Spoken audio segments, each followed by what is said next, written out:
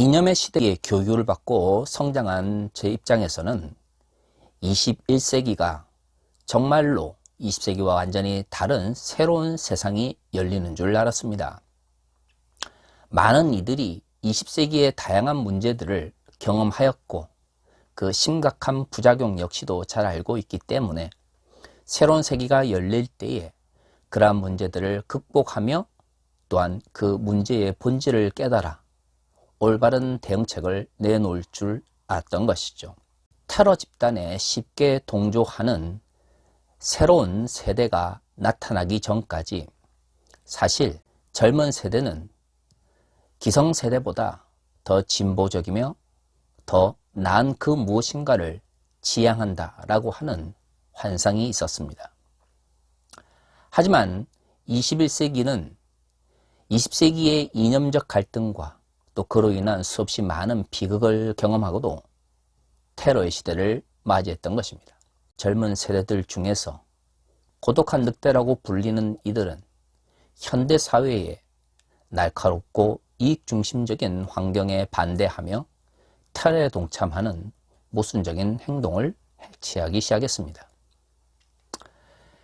많은 이들이 이러한 문제를 보면서 쉽게 사랑에 대해서 이야기를 합니다. 사회가 사랑이 부족하고 그리스도인들이 사랑이 부족해서 그들이 사회적 불만을 품게 되었고 그것이 사회적인 테러로 나타나기 시작했다라는 것이죠. 하지만 성경에서 말하는 사랑, 그것은 결코 쉬운 용어가 아닙니다. 아우구스티누스는 삼위일체론에서 성령의 역할을 성부와 성자 그리고 성령을 하나로 묶는 사랑의 끈으로 이해했습니다. 사랑은 관념적인 것이기도 또는 내적이면서 감성 혹은 감정적인 것도 아닌 하나님의 본질을 이루는 실제적인 것이었던 것이죠. 모르겠습니다. 우리가 아우구스티누스가 활동했던 5세기 사람들이 아니니까 21세기의 많은 현대인들은 사랑을 단순히 유행과 가사의 한 부분이거나 아니면 감성적인 끌림 혹은 열정으로 이해할 수도 있습니다. 하지만 성경을 믿고 따르는 그리스도인들은 사랑의 문제를 다르게 바라보아야 합니다. 고린도전서 13장은 사랑장으로 널리 알려져 있습니다. 많은 이들이 이 성경 구절을 외우고 또한 듣기를 원합니다. 많은 설교를 사랑에 대해서 듣고 또한 선포하지만 현실 속에서 그리스도인들을 통하여 교회를 통해서 사랑이 실천되고 있다라고 느끼는 사람들은 많지 않습니다. 단순히 내적 열정이나 뜨거움이 없어서가 아니라고 생각합니다. 성경이 말하고 있는 사랑을 무언가 현대의 그리스도인들이 제대로 이해하지 못하고 있기 때문이죠. 오늘 우리가 읽은 본문의 말씀도 사랑에 대한 바울의 가르침을 담고 있습니다. 바울은 고린도서 13장 1절에서 이렇게 이야기합니다. 내가 사람의 방언과 천사의 말을 할지라도 사랑이 없으면 소리나는 구리와 울리는 꽹가리가 되고. 사실 고린도전서 13장 1절에서 3절까지는 그리스도인들에게 사랑이라고 하는 가치가 얼마나 중요한지를 말하고 있습니다. 12장이 은사장이라는 것을 우리가 감안한다면 고린도 교회 내에 갈등을 일으켰던 은사 그 자체에 대한 비판보다는 그 은사가 왜 사람들 사이의 분쟁과 갈등을 일으키게 되었는지를 설명하기 위해서 고린도전서 13장이 있는 것이죠. 그렇습니다. 바울은 은사를 많이 받은 고린도 교회 내에서 갈등이 있는 원인으로 사랑의 부족을 언급합니다. 사랑은 모든 기독교적 가치를 하나로 묶을 수 있는 유일한 주제입니다. 그렇기 때문에 아무리 많은 은사를 받고 아무리 신비한 것을 경험한다 할지라도 근본적으로 그리스도인들이 사랑을 담아내지 못한다면 그것은 온전히 기독교적 가치를 실천하지 못하는 것입니다. 고린도전서 13장 2절과 3절을 이 부분을 더욱 분명하게 드러냅니다. 내가 예언하는 능력이 있어 모든 비밀과 모든 지식을 알고 또 산을 옮길 만한 모든 믿음이 있을지라도 사랑이 없으면 내가 아무것도 아니요 내가 내게 있는 모든 것으로 구제하고 또 내 몸을 불사르게 내어줄지라도 사랑이 없으면 내게 아무 유익이 없느니라. 신비한 능력과 은사가 드러났던 고린도 교회를 향하여 바울은 직접적으로 이야기합니다. 그 모든 은사와 능력에도 불구하고 그리스도인들이 사랑을 표현하거나 실천하지 못한다면 그 모든 신비한 것들은 의미를 상실하게 된다는 것을 말이죠. 우리는 사랑이 그리스도인들에게 무지 중요하다는 것을 다 알고 있습니다. 문제는 성경이 말하는 사랑이 무엇인지에 대해서 제대로 이해하지 못하고 있기 때문입니다. 오늘 우리가 읽은 본문의 말씀은 그 사랑의 가치와 본질에 대해서 이야기합니다. 고린도서 13장 4절의 말씀은 이렇게 말하고 있습니다. 사랑은 오래 참고 사랑은 온유하며 시기하지 아니하며 사랑은 자랑하지 아니하며 교만하지 아니하며. 고린도서 13장 4절에서 말하는 사랑은 타자와 나와의 관계성 속에서 이루어지는 것입니다. 흔히 한국교회에서 사랑은 하나님에 대한 사랑에 집중되어 있습니다. 끊임없이 교회 목사님들은 성도들에게 하나님을 사랑하라고 이야기를 합니다.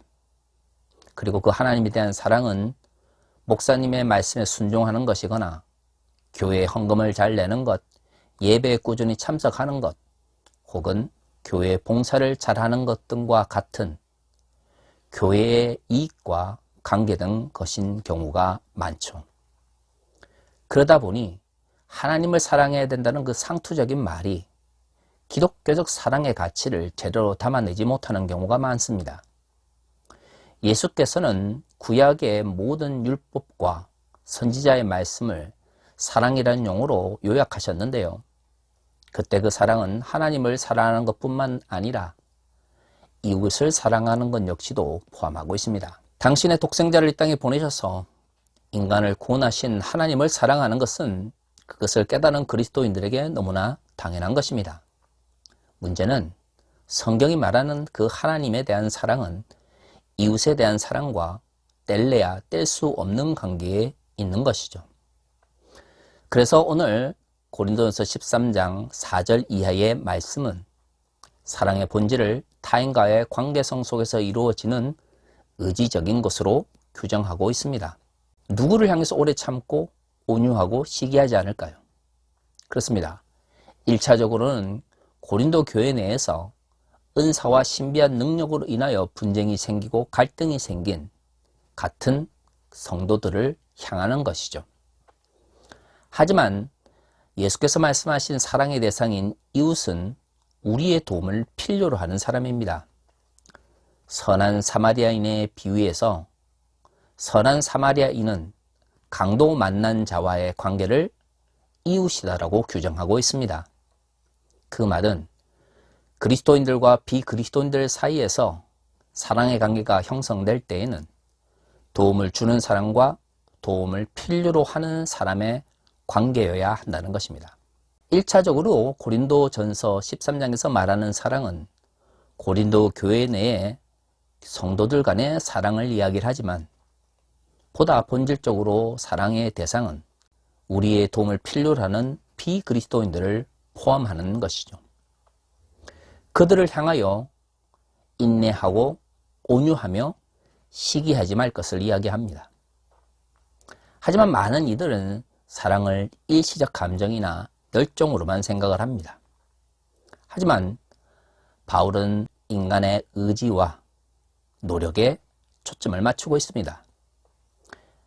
이러한 모습은 이후의 말씀에서도 더 잘 드러납니다. 사랑은 자랑하지 아니하며 교만하지 아니하며 무례히 행하지 아니하며 누구를 향해서 자랑하지 않고 교만하지 않고 무례히 행치 않을까요?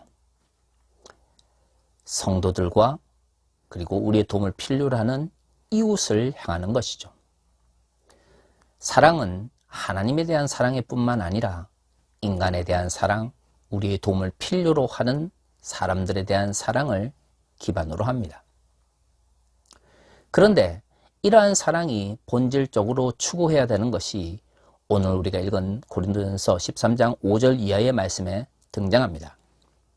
자기의 유익을 구하지 아니하며 성내지 아니하며 악한 것을 생각하지 아니하며 불의를 기뻐하지 아니하며 진리와 함께 기뻐하고 모든 것을 참으며 모든 것을 믿으며 모든 것을 바라며 모든 것을 견디느니라. 일반적으로 사람들은 사랑을 이야기할 때에 감정이 우선입니다. 하지만 성경이 말하는 사랑은 의지와 노력의 가치에 더 방점이 찍혀져 있습니다. 그런데 단순히 이웃에게 좋게 대한다고 해서 그것이 기독교적 사랑이 될 수는 없는 것이죠. 바울은 좀 더 구체적인 인간들의 관계성 속에서 사랑을 설명합니다. 그것은 자신의 이익을 구하지 않는 것입니다. 그 말은 무엇입니까? 자신의 것을 더 축적하기 위하여 타인을 착취하거나 억압하지 않는다는 것입니다. 이것은 결국 정의의 문제와 관련되어 있는 것이죠. 그래서 바울은 자신의 유익을 구하지 않는 사랑의 본질을 이야기한 다음에 이렇게 이야기합니다. 악한 것을 생각하지 아니하며 불의를 기뻐하지 아니하며 진리와 함께 기뻐하고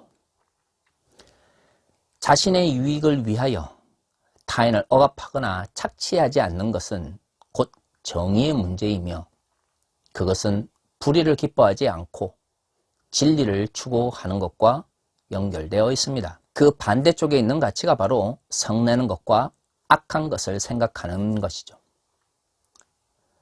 유익과 성내는 것, 악한 것을 생각하는 것, 불의, 그리고 진리의 문제는 결국 정의의 문제로 요약될 수 있습니다.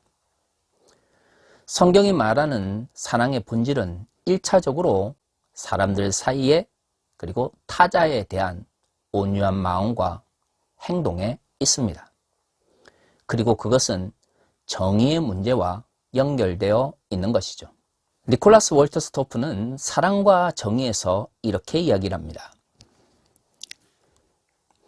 그러나 이제는 사랑이 목적으로 삼고 추구하는 다른 것이 있음을 볼 수 있는 위치에 섰다. 다른 사람에 대한 사랑은 그 사람이 본인과 타인에게 정의로운 대우를 받는 것, 즉 그의 권리가 존중받고 그가 그의 가치에 걸맞는 방식으로 대우받는 것을 추구한다. 깔뱅주의 신학을 기반으로 정의의 문제를 담아내고 있는 니콜라스 월터스토프는 사랑과 정의를 분리할 수 없는 불가분의 관계에 있다라고 이야기를 합니다. 사랑은 곧 타인을 정의롭게 대하는 것과 연결되어 있는 것이죠. 고린도전서 13장에서 말하고 있는 사랑은 단순한 감정이 아닙니다. 그것은 타인의 관계성 속에서 형성되는 것이고 그것은 정의의 문제와 연결되어 있는 것이죠.